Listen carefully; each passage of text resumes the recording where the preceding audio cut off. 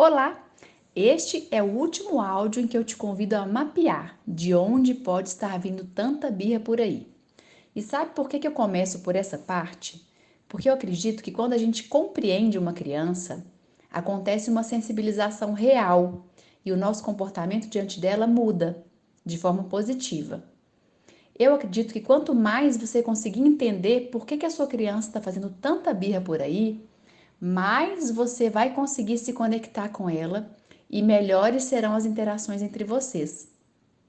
Além disso, eu acredito muito na prevenção das birras. E eu tenho certeza que com esses conteúdos que eu já tenho trazido até agora, você naturalmente já tem começado a ficar um pouco mais atento à sua criança. Hoje eu quero falar sobre a tal fase dos 2 anos, a qual muitas pessoas se referem como Terrible Two ou adolescência da infância. Por volta dos 2 anos de idade, e perceba que eu disse por volta de, isso significa que pode ser um pouco antes ou um pouco depois. Por volta dos 2 anos de idade, a criança passa por algumas mudanças significativas no seu desenvolvimento. Do ponto de vista cognitivo, por exemplo, segundo a epistemologia genética de Jean Piaget, ela dá um salto qualitativo na sua forma de perceber, compreender e responder ao mundo no qual ela faz parte. Se até pouco tempo atrás a sua forma de perceber e interagir com ela mesma, com as pessoas e com o mundo se dava muito mais por esquemas comportamentais e muito amparada pelos órgãos dos sentidos, ou seja, para entender o funcionamento de algum objeto novo, por exemplo, ela precisava pegar, sentir o cheiro, colocar na boca e sentir o gosto, escutar os sons.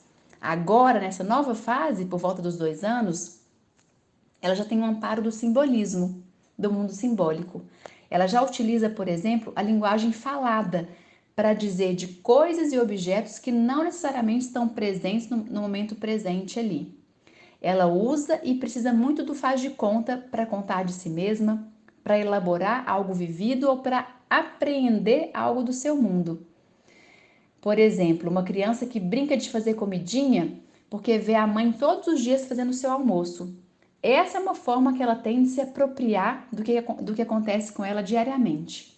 A imitação para a criança tem um significado muito importante e é fundamental para a saúde emocional dela.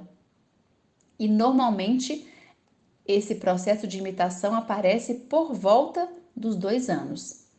Além disso, do ponto de vista sinestésico corporal, também acontece um grande salto, ou seja, os seus movimentos e suas habilidades motoras, tanto as finas quanto amplas, já estão mais elaboradas e mais apuradas. A criança já consegue fazer muito mais coisas com o próprio corpo, ela já consegue acender e apagar a luz, abrir e fechar a porta, já consegue interagir com os objetos de uma forma muito mais independente. E socialmente falando, essa criança apresenta uma percepção de si como um ser separado do outro, bem mais amadurecida e elaborada. E ela está no auge da construção do seu processo de individuação, ou seja, da construção do seu eu. Não é à toa, por exemplo, que as crianças nessa idade comecem a usar a palavra eu para dizerem de si mesmas, enquanto anteriormente elas se autodenominavam neném ou diziam o próprio nome para dizer de si. Aqui em casa, por exemplo, o Ian está com 1 ano e 4 meses. Quando eu pergunto para ele assim, quem toma banho com a mamãe agora? Ele normalmente responde assim, neném, ou então Inhã. Ele fala Inhã, não fala Ian. Mas ele ainda não tem apropriado, ele ainda não fala eu tomei banho com você, mamãe. Quando ele tiver 2 anos, isso provavelmente já vai acontecer, ele já vai trazer o pronome eu para dizer de si mesmo.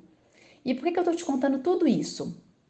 Porque eu quero que você entenda que todos esses saltos no desenvolvimento geram alegria, euforia na criança, mas também medos de um mundo muito novo que se abre para ela de uma hora para outra, de uma hora para outra entre aspas. Mas é um mundo muito novo, são habilidades muito novas, é uma forma de perceber, de entender o mundo muito nova também.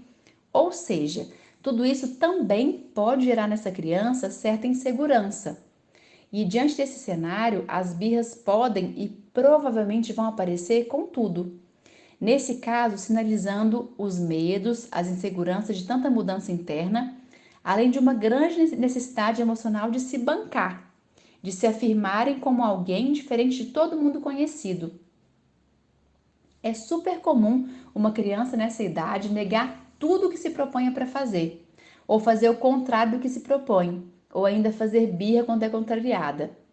A dica desse áudio é, primeiro, se o seu filho tem essa idade, mais ou menos, né, por volta dos 2 anos, primeira coisa que eu te falo é para você começar a aceitar essa fase. E mais do que ir contra ou querer que seja diferente, é acolher as mudanças da sua criança. E entenda que ela está precisando muito da sua segurança, da sua referência. Uma outra questão é buscar a flexibilidade na rotina. Isso é bem importante, porque entenda e aceite que as coisas não vão sair redondinhas no seu tempo. A sua criança, ela vai precisar te desafiar, negar, negociar. E aí eu queria que você entendesse que ela está se desenvolvendo. É sinal de um puro processo de individuação. Uma estratégia que pode ajudar nesses momentos de transição, como na hora de tomar banho, arrumar para sair, escovar os dentes, sentar na mesa para almoçar, é antecipar para a criança que daqui a pouco, daqui a alguns minutos, isso vai acontecer. O que eu faço muito com a Mel, que sempre fiz, e com o Ian eu tenho feito a mesma coisa. Se ela tá brincando e dali um tempo vai ser a hora do banho, eu começo a antecipar, falo, Mel, daqui a 15 minutinhos vai ser a hora do banho, tá bom? Mas brinca mais aí, tem um tempão para você brincar ainda. Eu já vou sinalizando que vai ter uma mudança na rotina. E ao invés de trazer uma fala em que a criança possa responder sim ou não, a proposta, né, uma sugestão aqui é que você traga duas opções que dizem de um sim já definido. Por exemplo, ao invés de você dizer assim, vamos tomar banho? Se a sua criança estiver nessa fase dos 2 anos mais ou menos, a probabilidade que ela vai responder não é quase certa. Então, ao invés de falar vamos tomar banho, você vai trazer duas opções de um sim já definido. Você pode dizer mais ou menos assim: você quer tomar banho no seu banheiro ou no banheiro da mamãe? Você não está dando a opção para ela de tomar ou não tomar o banho, né? Você está dando para ela duas opções em que ela se sente importante, em que ela sente que ela tem uma escolha. Um outro exemplo: você quer tomar banho na banheira ou no chuveirão? Você quer levar o seu patinho de borracha para tomar banho ou quer levar a baleia cor-de-rosa? Estou chutando aqui alguns exemplos que vocês podem usar. Então é bem importante você entender que, dependendo da fase que a sua criança está, isso pode ser uma fonte de mais birras ou não. Nesse áudio de hoje, a gente finaliza essa parte do Chega de Birra Pocket em que eu tô trazendo para você um mapeamento.